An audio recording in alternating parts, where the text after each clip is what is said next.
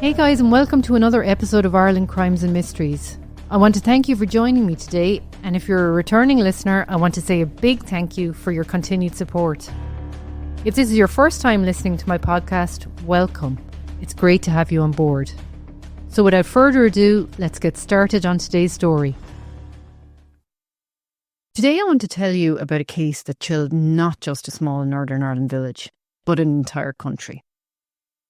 Now, most murders, grim as they are, tend to follow a pattern. They're usually committed by someone the victim knew. The evidence piles up quickly, and in most cases, the Gardaí, or the police in this case, are able to make the arrest within days. But every so often, a killing happens that leaves everyone, including seasoned investigators, completely baffled. No motive, no suspect, and no sense. This story is one of those. Let me take you back to 1952, to a place called White Abbey, just about 8 miles outside of Belfast. Back then, it was the kind of village where everyone knew everybody else's name, quiet and rural. The sort of place where the biggest event might have been a church bake sale. People didn't lock their doors, kids played in the street, and nothing truly awful ever seemed to happen there. That's where the Curran family lived. Judge Lance Curran, his wife, and their 3 children, Desmond, Michael, and Patricia. They all lived in a grand old house called the Glen. It sat on a spacious, tree-lined grounds with a long driveway and a family dog. Everything you'd picture in a judge's country estate. Now, to understand the story of Patricia Curran and how her life came to such a violent and mysterious end, you first need to understand the world she came from. The Currans weren't just any family. They were part of Northern Ireland's elite. Living in a sprawling country estate called the Glen, just outside the village of White Abbey, the Curran family name carried weight in law, in politics, and in society. At the head of that family was Sir Lancelot Curran, a stern, imposing figure. Lance Curran was a barrister, a judge, and a former Unionist Member of Parliament. In the 1940s, he served as Attorney General for Northern Ireland and later became a High Court judge. He was the kind of man who believed in discipline, structure, and reputation. To those outside the family, he was respected, even feared. Inside the family, he was distant, formal, the embodiment of control. His wife, Lady Doris Curran, was a more complicated figure. She came from a troubled background. Her father had been the medical superintendent at Broadmoor, the infamous high-security psychiatric hospital in England. Doris was raised within those institutional walls. Some who knew her in life described her as eccentric. Others went further, suggesting she struggled with mental illness. After Patricia's murder, Doris was institutionalised, and rumours swirled for decades about what she may or may not have known. The Currans, as I said, had 3 children. Desmond was the eldest. He would later become a Catholic priest and serve in South Africa. A surprising turn for a son of a Protestant judge. And one that some believe was shaped by the trauma of what happened in 1952. Then there was Michael, the middle child. White, steady, less often spoken about in the papers. And finally, there was Patricia. Patricia was the light in that cold, controlled household. 19 years of age, studying arts at Queen's University in Belfast, fiercely intelligent, charming, independent. She wasn't the kind of girl to sit around and be an ornament, basically. Not in a household filled with men of authority and of expectation. She challenged ideas. She taught for herself. That summer, she'd even taken a job as a lorry driver. Not something you'd expect from a judge's daughter back in the 1950s, I can assure you. But Patricia was different. She had dreams, she had personality, she had a sense of humour. She was warm, she was curious, and she was spirited. And in November 1952, she vanished, only to be found dead on the grounds of her own family's estate, stabbed 37 times. What followed was a case that shook the nation, not just because of the brutality of the murder, but because of who the Currans were, because of the power they held, and because the deeper you looked into that family, the more uneasy it all became. Now, Patricia Curran was born in 1933, as I said, making her 19 years of age at the time of her murder. She was an art student at Queen's University in Belfast in 1952, and as I said, she was described as very spirited and very independent. She was known for her intelligence and her determination. I mean, taking a job as a lorry driver in her position in society at the time was amazing, really. It showed her willingness to defy societal expectations. Now, Patricia's interests extended beyond academics. She was involved in various social activities and had a circle of friends who admired her vivacious personality. Her life, though tragically cut short, was marked by a blend of traditional upbringing and a progressive outlook, making her a fascinating figure in her own right. Now, she was close with her family, especially her brothers. But on the afternoon of November the 12th, 1952, she'd concluded her lectures for the day and she met with a friend called John Steele.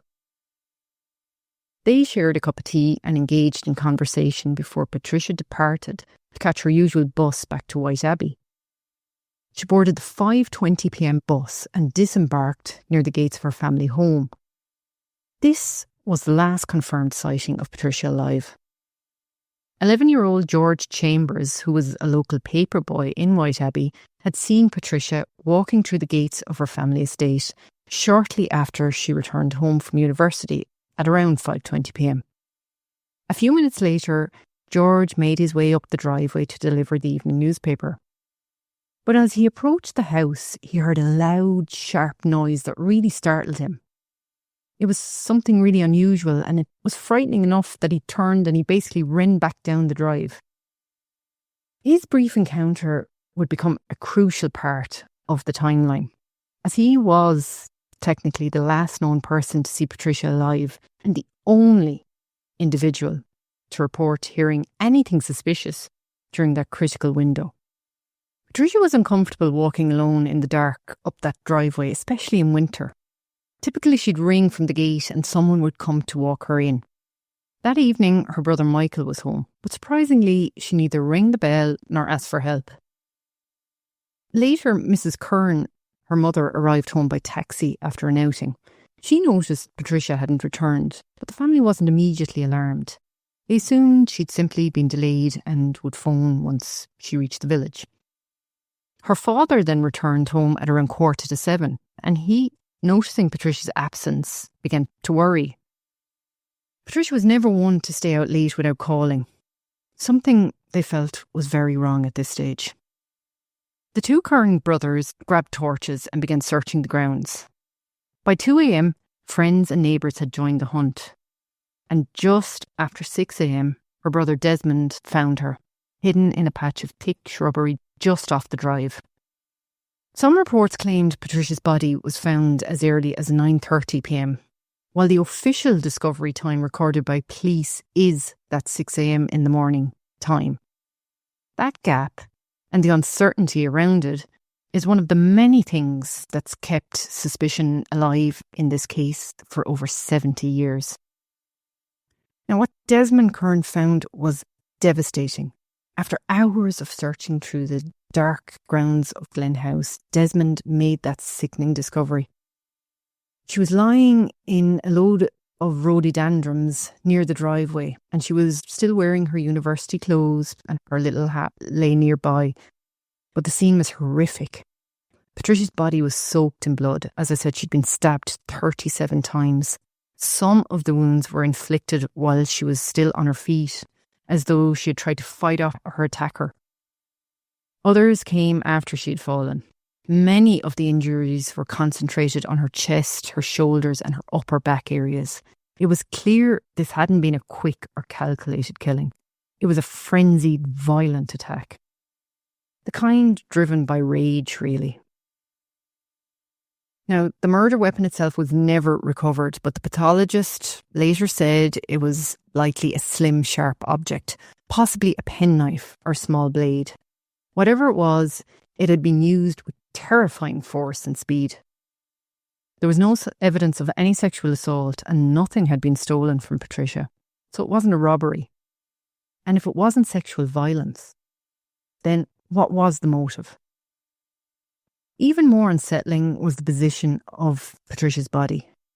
Her remains had been moved. They'd been dragged roughly about 40 feet off the main path and left in a spot where the undergrowth was thick enough to conceal her from casual view. It suggested whoever had done this didn't want her discovered right away, but also hadn't taken the time to truly hide the evidence. Her glove was later found on the driveway. So was her handbag, but nothing, as I said, was missing. These items helped establish a timeline, indicating she had in fact made it through the gates and part of the way up the drive before she was attacked. Now here's where things get a bit murky. Some reports, including early media accounts, claimed Desmond, as I said, had found the body at 9:30 p.m. on the night of the 12th. But as I said, the police reports and later court testimony placed the discovery at around 6 a.m. the following morning. It's unclear why there is such a big discrepancy. Some believe the family may have found her earlier and delayed contacting authorities. Whether that was to protect someone, preserve their reputation, or simply due to shock, we don't know. But what's certain is, when police finally arrived at the scene, it had already been disturbed. The Curran family did, however, admit to moving Patricia's body, allegedly thinking she might be still alive. In fact, Sir Lancelot, Desmond and the family solicitor didn't just move her. They physically placed her in a car and drove her to a local doctor. And the doctor confirmed she was dead. After that, they brought the body back. It was placed possibly in an attempt to recreate the scene. Who knows? It's all very murky, as I said. But in doing so, any hope of preserving a clean crime scene was completely lost. Blood evidence, the body's position, possible drag marks, all of it was compromised.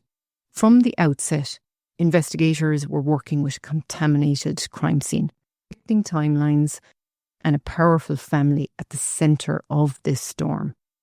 And all of that began with one terrible moment: a brother's discovery of the body of his sister, brutally murdered, just yards, you could say, from her front door. The pathologist later confirmed that she died in or around 5:45 p.m. Something that's rarely talked about in all the reporting is Patricia Curran's funeral. And honestly, there's not much to go on. There's very little on the public record about it. Which I suppose is a bit telling in itself. No newspaper, photographs, no public statements, just silence on the matter. It's believed that Patricia was laid to rest privately somewhere in or around Belfast, likely in a Church of Ireland cemetery. As I said, the Currans were a prominent Protestant family, and it's thought they kept the service small, immediate family only, no press, no attention. Her death was, of course, acknowledged in the newspapers at the time, but the family avoided media coverage surrounding the burial. After Patricia's body was found, the investigation began immediately, but not without complications. The Royal Ulster Constabulary, the RUC, launched a full-scale inquiry led by Inspector Sir Richard Pym, a respected officer known for his experience in high-profile cases.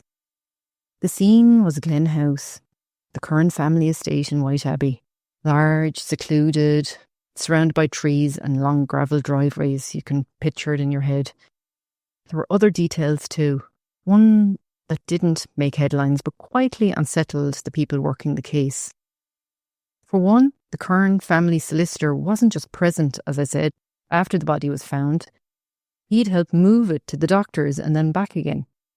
And when police finally saw the scene, they noted something strange. Patricia's books, her handbag and her beret were stacked neatly a few yards from her body, completely dry, even though it had been raining. Stranger still, there was very little blood at the location where her body was found, despite the fact she had been stabbed 37 times. That raised the question, was she killed somewhere else? Maybe even inside the house. That theory gained traction after it emerged that Judge Curran had refused police permission to search the house for over a week and instructed his family not to speak to investigators. And just days later, Patricia's bedroom was redecorated. All of it was legal, none of it was illegal, but it gave the growing sense that something wasn't right. From the beginning, as I said, the case was compromised. When police arrived on the scene early on the morning of the 13th of November 1952, Patricia's body had already been moved. The family later admitted this to investigators, explaining that they had believed she might still be alive when discovered. It was chaotic and emotional, and Desmond, her brother, had been the one to find her lying, as we said, in the undergrowth. But whatever the intention, that decision had serious consequences. The crime scene had been disturbed, the body repositioned, and any potential forensic evidence, blood splatter, footprints, drag marks, had all been disrupted. In modern investigations, this would be considered a critical procedural failure. Back then, it was noted, but not seriously challenged. Investigators did manage to recover some items. Patricia's gloves, as I said, and her beret and her handbag were found on the driveway. Her handbag was intact with nothing missing. That ruled out robbery. There was no signs of sexual assault either.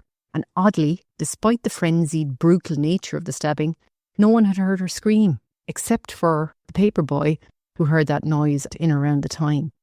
But other than that, there was no eyewitnesses to the actual attack itself. But one local woman, a Mrs. Hetty Little, came forward with a potentially important observation. She said at around 6:30 p.m. on the evening of the murder, she saw a man leaving the glen. She described him as pale and nervous, wearing a long coat. She said he walked quickly, made brief eye contact with her but didn't speak. Then he vanished into the evening.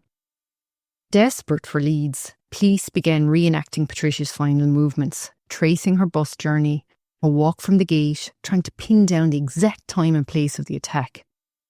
Investigators considered multiple possibilities. Was she attacked outside the gate and dragged in? Did someone lie in wait along the drive? Was it a stranger, maybe a motorist who had stopped and followed her? At the time, there had been reports of curb crawlers in the area, men loitering near bus stops or slowly circling in cars, often harassing young women. Police explored this angle and canvassed known offenders, but it led nowhere.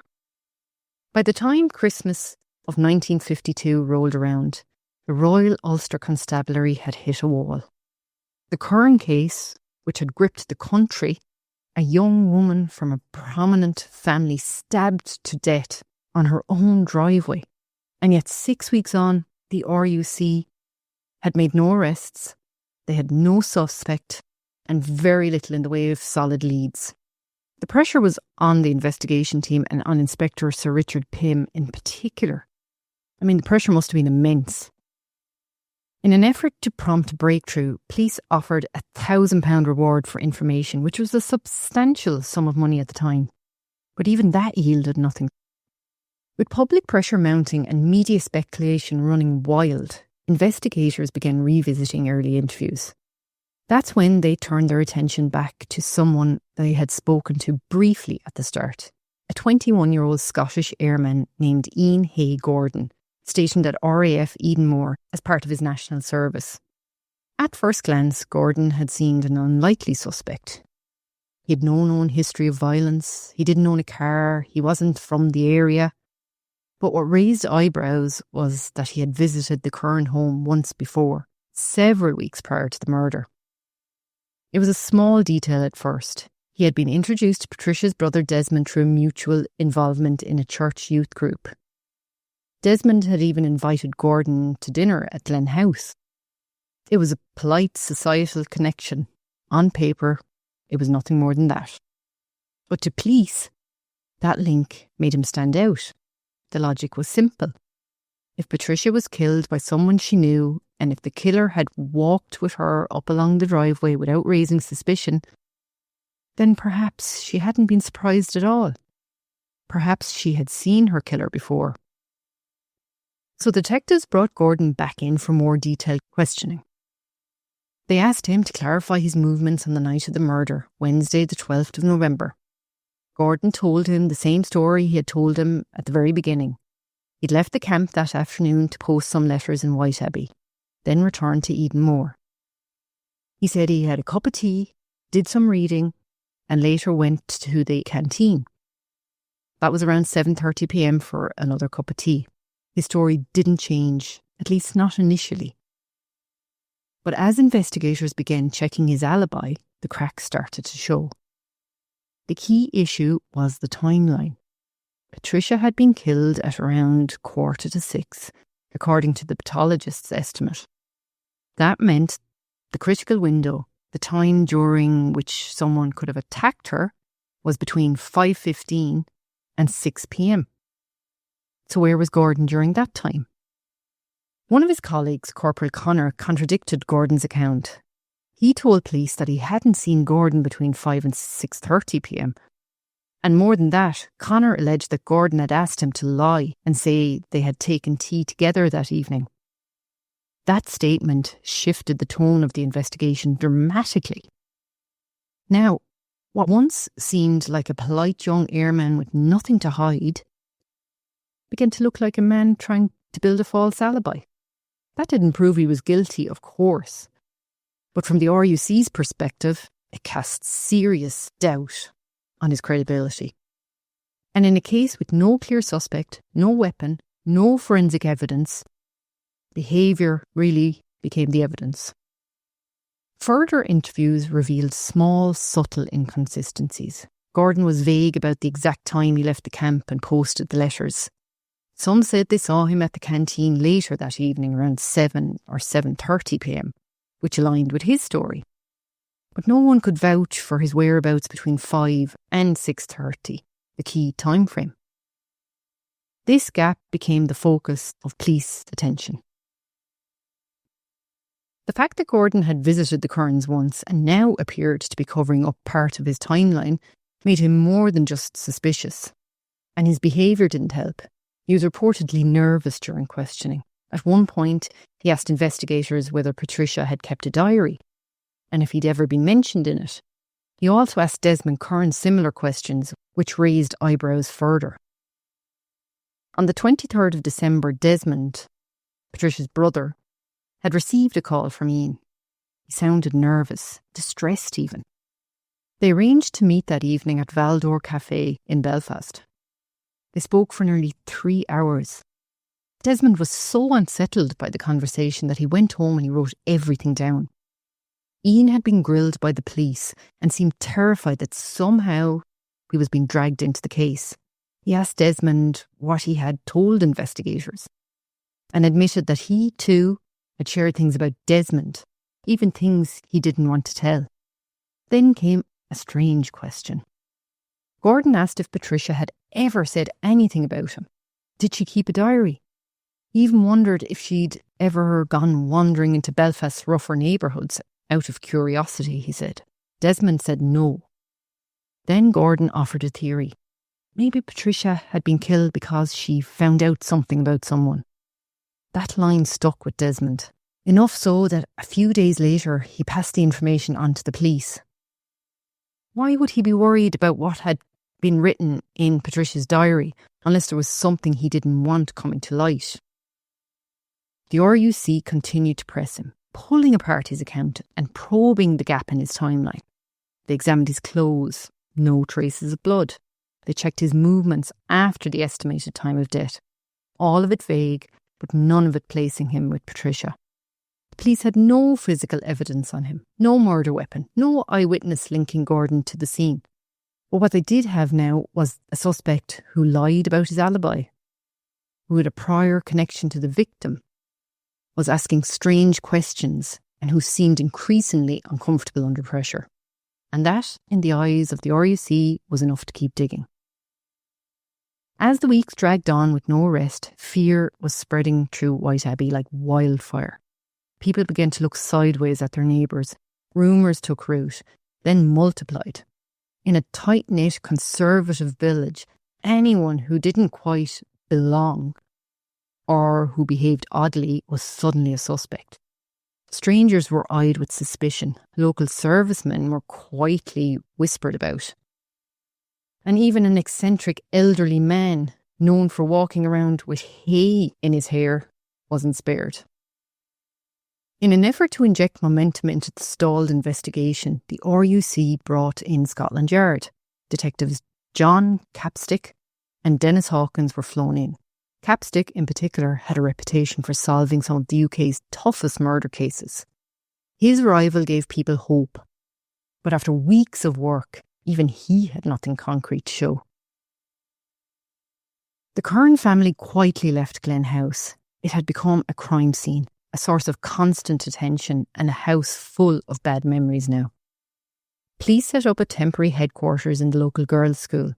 The atmosphere in White Abbey turned cold. Parents warned their daughters not to walk alone. Nobody lingered outside after dark. And still, the central question hung in the air. Who would have wanted Patricia Curran dead? And why? By January 1953, Ian Hay Gordon had returned to Belfast after spending the holidays in Scotland. Upon his arrival, the RUC resumed their interest in him. He was brought in for questioning multiple times. Then on January the 15th, something unexpected happened. Gordon confessed to the murder of Patricia Curran. He claimed it wasn't premeditated. According to his statement, he said it wasn't a willful murder, saying he went to the Glen that evening and encountered Patricia. They spoke and he asked to kiss her. She initially resisted, but eventually gave in. As the kiss progressed, he said he couldn't stop. When she protested, calling him a beast and trying to push him away, he snapped. He stated that he stabbed her, possibly with a service knife from his uniform, and then, in a dazed state, fled into the woods and discarded the weapon into the sea. The police finally had a confession. However, inconsistencies remained. There was no physical evidence linking Gordon to the crime. His clothing was clean and the only blood found on his trousers could have come from an old cut. Despite his detailed statement, none of the timeline could be independently verified. No one had seen him with Patricia that night. Now that lady, Mrs. Hetty Little, who said she saw the man leaving the driveway, did identify Gordon in a lineup as the man she had seen. But she had already seen a photo of him in the newspaper by this point, and that cast doubt on the reliability of her identification. By early March 1953, the trial of Ian Hay Gordon for the murder of Patricia Curran began at Belfast Crown Court. The public interest was enormous. This wasn't just any murder. It was the violent death of the daughter of a sitting High Court judge in one of the most exclusive addresses in Northern Ireland. Crowds gathered outside the court daily, queuing for hours in the cold just to get a glimpse of the proceedings. Inside the courtroom, the atmosphere was electric and deeply polarised. The prosecution painted Gordon as a troubled and sexually repressed young man, tormented by desire and rejection. They relied heavily on the confession he had made in January, in which he described going to the Glen house, seeing Patricia and asking for a kiss. According to that statement, as we said, she initially resisted but eventually gave in. And when she pulled away and called him a beast, he snapped. He described stabbing her repeatedly with what he believed may have been a service-issued knife, then running away in a fog of panic and tossing the weapon into the sea. The Crown insisted this confession was genuine, a detailed, voluntary admission by a man who knew he was guilty. But the defence, led by the flamboyant and theatrical barrister Bertie McVeigh, told a very different story. They argued that Gordon hadn't fully understood what he was saying or even doing when he confessed. They said he was mentally unwell, suffering from hypoglycemia, a condition related to dangerously low blood sugars, and possibly schizophrenia, and a history of blackouts. The defence further noted that Gordon had suffered a fractured skull the previous year, though the precise circumstances of the injury have never been publicly clarified. It was strongly implied that the head injury trauma may have contributed to his alleged disconnection with reality. Gordon, they argued, was not a criminal. He was a deeply isolated, socially awkward young man with poor emotional development and a history of psychiatric issues. A loner, intelligent, but fragile. Medical evidence became the battleground of the trial. Psychiatrists were called on both sides. The defence's experts said Gordon was vulnerable to psychological collapse and that the intense, prolonged police interrogations may have broken him down to the point where he confessed to something he didn't even do. They testified that his behaviour, medical background and personality profile made him an unreliable narrator of events. The prosecution's medical witnesses disagreed. They said Gordon may have had personal difficulties, but he was not legally insane. They contended that he had the capacity to understand right from wrong and knew exactly what he was doing. Then came the issue of physical evidence, or lack of it. No murder weapon had ever been recovered. Gordon's clothes were examined and no trace of Patricia's blood was found on them. The only spot of blood discovered on his trousers, police admitted, may have come from a small, unrelated cut. Furthermore, no witnesses had seen him with Patricia on the night she died. His supposed route to the Curran house that night could not be independently verified, and despite his confession claiming that he had discarded the knife into the Belfast lock, searches of that area turned up absolutely nothing. Still, the jury had Gordon's confession, a disturbing, vivid account of a spontaneous killing, and one other piece of circumstantial testimony threatened to sway opinion. Mrs. Hetty Little, the woman who had originally seen a pale, nervous man in a long coat leaving Glen House. This was at around 6:30 p.m, she said, on the night of the murder. When she was called to identify Gordon in the police lineup, she picked him out. But under cross-examination, it was revealed that she had already seen his photograph printed in the newspaper prior to identification, and that cast serious doubt on the objectivity of her memory. The trial dragged on, tense and dramatic. Every development was reported in the press. The public was divided. Some were convinced Gordon was guilty. Others whispered about a possible cover-up, that Gordon had been picked as a scapegoat to protect someone closer to the Curran family.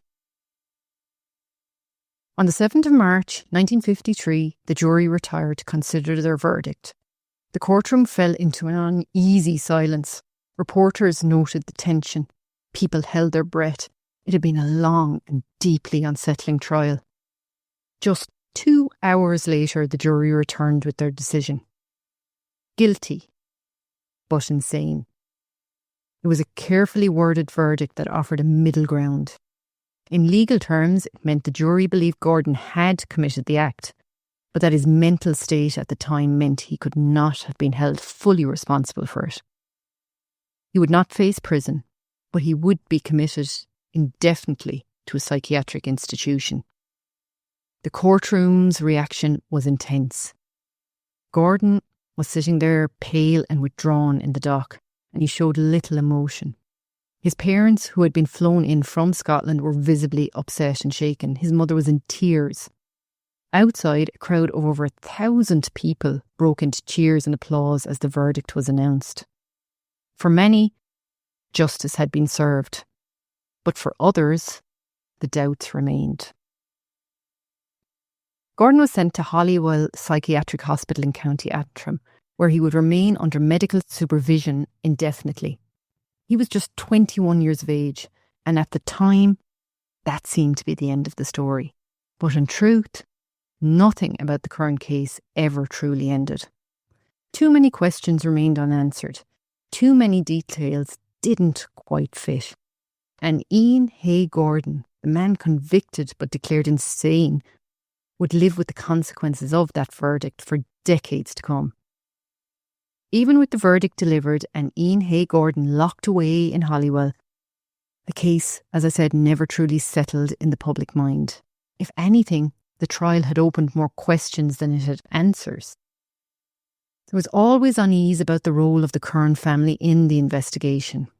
Why had they moved Patricia's body before the police arrived? Why had the house not been properly secured as a crime scene?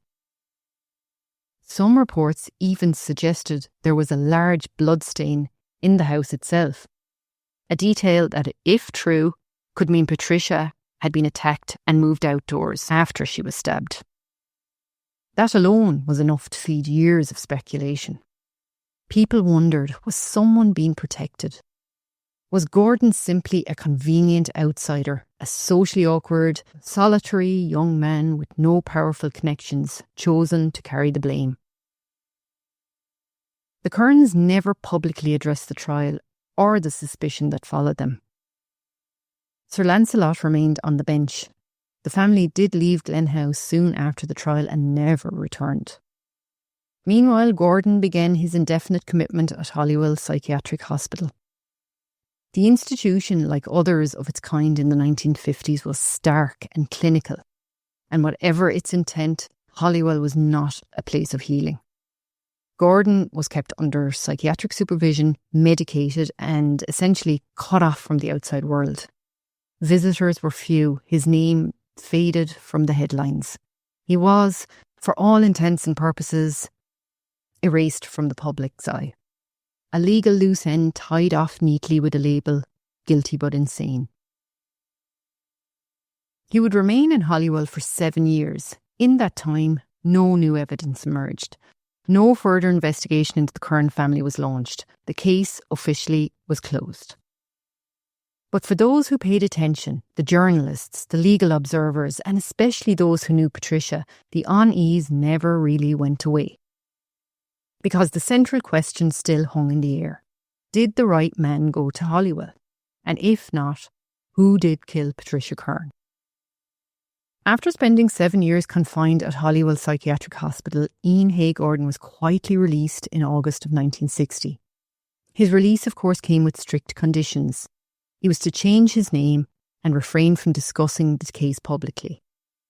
Returning to Glasgow, he adopted a new identity and secured employment with a publishing company. For over 3 decades, Gordon lived as a non-person, his true identity and the circumstances of his past concealed from those around him. Despite the passage of time, Gordon never relinquished his quest to clear his name. In 1969, he took the bold step of writing directly to the then Prime Minister, Harold Wilson, appealing for a re-examination of his case in the interest of basic human justice. In his letter, Gordon detailed the circumstances of his conviction and the support he had garnered from various legal and medical professionals who believed he was innocent. Gordon's appeal highlighted the involvement of prominent figures who had expressed doubts about his guilt, including the Attorney General, the Lord Chancellor, and the distinguished psychiatrist Dr. Curran, no relation to the other Currans. Despite their support, his plea did not lead to any immediate action. The case remained dormant until the late 1990s, when the Criminal Case Review Commission began investigating potential miscarriages of justice. In 1998, the CCRC referred Gordon's case to the Northern Ireland Court of Appeal. The appeal centred on the reliability of Gordon's confession, which had been obtained after prolonged police interrogation without legal representation. During the appeal, it was revealed that Detective Superintendent John Capstick, who had led the original investigation, had misrepresented the circumstances under which Gordon's confession was obtained. Capstick had claimed that Gordon voluntarily dictated his statement, but evidence presented during the appeal indicated that the confession was the result of intense and coercive questioning. On the 20th of December 2000, the Court of Appeal quashed Gordon's conviction, declaring it unsafe. Lord Chief Justice Sir Robert Carswell delivered the judgment, acknowledging that the confession was inadmissible and that the conviction could not stand. Gordon, who was then 68, expressed relief at finally having his name cleared, stating, "I feel a great burden has been lifted off my shoulders. I'm overjoyed to have my name finally cleared and become an ordinary individual once again. The overturning of Gordon's conviction brought renewed scrutiny to the original investigation and the conduct of the Curran family. Questions persisted about the family's actions on the night of Patricia's murder, including the decision to move her body and the lack of physical evidence linking Gordon to the crime. Despite the quashing of his conviction, no further investigation was launched to identify the true perpetrator. Gordon lived out his remaining years in relative obscurity, passing away in 2012. In 2009, the BBC had aired a drama titled Scapegoat, which revisited Patricia Curran's case. The programme ventured into speculative territory, suggesting that Patricia's mother, Doris Curran, may have been involved in her daughter's death. It's crucial to note that this portrayal is a dramatised interpretation and not based on concrete evidence. The Curran family has always denied any involvement in Patricia's murder. No direct evidence has ever linked any family member to the crime, and the allegations presented in the drama remain unsubstantiated. As I said, after the trial in 1953, the Curran family left Glen House for good. The property where Patricia had been found murdered was sold, and the family withdrew almost completely from public life. While Ian Hay Gordon had been sent to a psychiatric hospital, many in the public still had questions, not just about the murder, but about how the case was handled and what the role, if any, the family may have played in how it unfolded. Sir Lancelot Curran, Patricia's father, continued to serve as a High Court judge in Northern Ireland. He didn't step down immediately and made no public comment about the investigation, the trial, or the doubts surrounding the case. He retired in 1967 and died in 1984. While he remained professionally respected, some journalists and legal figures continued to question whether his influence had shaped the direction of the investigation, particularly in the early days when critical evidence had been missed or mishandled. Lady Doris Curran, Patricia's mother, faded from public life almost entirely. She had a complicated personal history, and there were long-standing reports that she struggled with her mental health, even before Patricia's death. After the murder, those issues reportedly worsened. There were rumours, never confirmed, that she was institutionalised for a time. She died quietly, and the exact details of her later years have not been well documented. Desmond Curran, Patricia's older brother, was the one who found her body. He was studying law at the time, but the trauma of that night changed the direction of his life completely. He left his legal career behind and became a Catholic priest, a surprising move for a son of a Protestant judge. Desmond eventually moved to South Africa, where he worked in the missionary service for many years. He stayed out of the public eye and never gave interviews about the case. He died in the early 2000s. Michael Curran, the middle sibling, maintained an even lower profile than Desmond. Very little is publicly known about his life after 1953. He's believed to have moved away from Northern Ireland and, like the rest of the family, never made any public statements about Patricia's death or the trial of Ian Hay Gordon. So no member of the Curran family ever offered further explanation or comment about what happened. They left behind a closed front door and a long list of questions.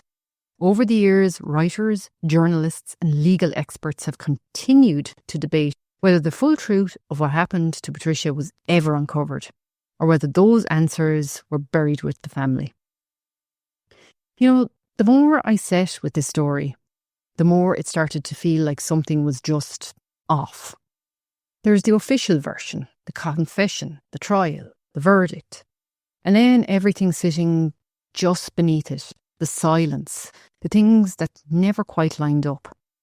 It's hard to ignore the way the Curran family handled it all, moving the body before police arrived, withdrawing completely afterwards, no real statements, no public grief. Maybe that was their way of coping, or maybe it was something else. Either way, it left space for suspicion to grow, and it did, it still does. I'm not saying they were hiding something, but I am saying this. When powerful people close ranks and the truth becomes blurred by influence, reputation, and fear, justice can slip through the cracks. As for Patricia, whatever happened that night, she didn't deserve it. And I can't help but think the full truth of her story died with the people who never told it. Maybe we'll never know who really killed her, but I don't think the right questions were ever asked. So guys, that's it for today's episode of the Ireland Crimes and Mysteries podcast. Again, thanks for your listenership, and don't forget to subscribe to the show and hit that auto download so you never miss an episode. Until the next time, keep your eyes open and your mind curious. This podcast has been compiled from information gathered in the public sphere, like news articles, documentaries, and open source material that can be found on the web.